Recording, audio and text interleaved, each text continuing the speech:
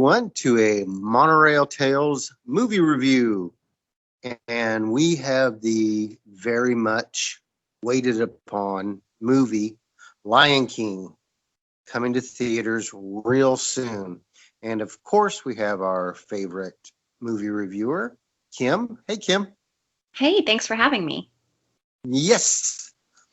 So let's get into this. You have already seen it, and I Yeah. have not. I have not had a chance yet. So I'll let you take it away. All right. So this is going to be a spoiler-free review, and the live-action Disney Lion King opens up in theaters July 19th. I got an opportunity to go to the media screening, and I have some mixed feelings on this one. I really feel like you land in one of two parties on the live action remakes that Disney seems to be such a fan of right now. And right now we're in the middle of them announcing even more live action remakes in the future. And so I feel like it's really starting to divide people. Do you see that, Stephen? Yeah. Well, we've already had the thing with the casting of Ariel, Yes. which Yeah. I found rather despicable. Yeah, And that I'm not honestly. ashamed to say that. So, So, um, so but many yeah, the actions. everything that's going on with the live actions, I mean, it's like, what happened? Did we run out of ideas? So I don't know. Right. It really makes me appreciate some of the past storylines we saw in the last few years, like Moana or Coco. But so I went in with an open mind. This is one of John Favreau's movie, and forgive me if I'm not pronouncing his name correctly. And he produced The Jungle Book. So if you want to kind of get a feeling for what it's going to be like, definitely watch the trailers. And if you were a fan of The Jungle Book, and if you like the live action look of animals, then maybe this is the movie for you. I went in with an open mind. I love the nostalgia that was instantly brought back, all those feelings from the animated movie. If you do like a side by side look, the movies are really almost identical, which is really, really cool. So I liked that a lot. And you have some really big names in here. You've got Donald Glover, you've got Beyonce, there's James Earl Jones. So you have a lot of these familiar voices, and I really think that Disney brought in Beyonce to really help market the film. Sure. And I love that there's all these emotions and nostalgia from the film.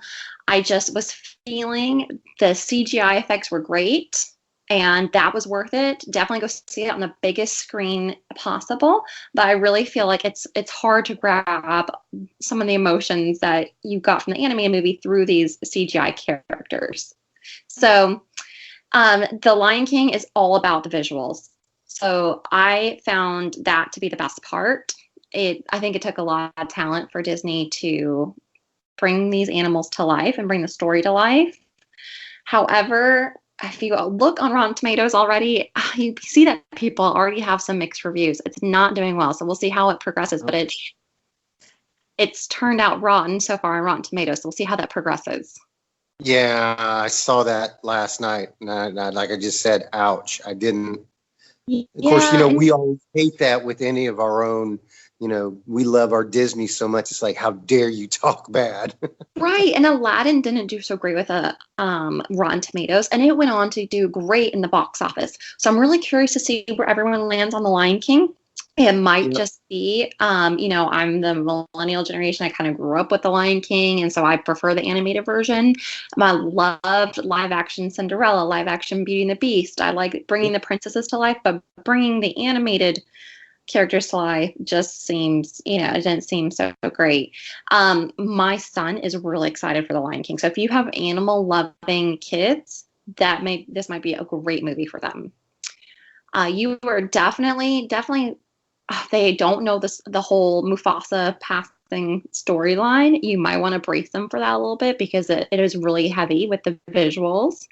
If they've Ooh, never seen the animated version. So okay.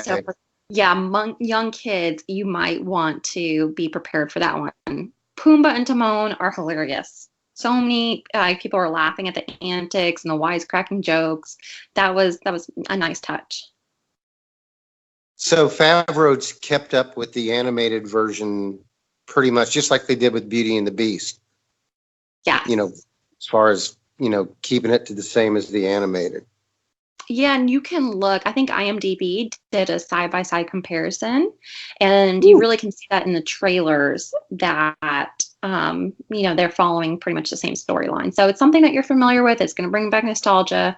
Beyonce definitely lends her voice. The soundtrack is available right now if you want a little bit of a preview of what you're going to be in for. But in the end, I just couldn't get past the lack of emotion in some of the animals because it's almost like too much CGI, and you can't bring these heartfelt emotions in with these live action looking characters. Does that make sense? Yeah, it does. I mean, actually, when you first said it, it's like, oh my gosh, this just shows you the beauty and the magic, if I can use that, of what the animators bring to a screen. Yes. And the Lion King is it's funny because I've seen it, you can see it live, Broadway, in the parks, you can see the live action, beautiful puppeteering. We all love the animated. This is probably my least favorite version. Yet there's an audience out there for it, and I don't know, how people are going to react to it. We'll see when it comes out July 19th, but it wasn't for me. Was it for my 5-year-old? Quite possibly. Yeah. Well, I can't wait. I'm hoping maybe to go see it this coming Thursday, which might be when this actually comes out. So the visuals are beautiful. Definitely see it on the biggest screen, maybe IMAX. You're going to love the visuals. Okay, who is one of your most favorite voice characters that is in the live action? I mean, it was fun to hear Beyonce as Nala, and James Earl Jones is just familiar, so it's nice to have with them.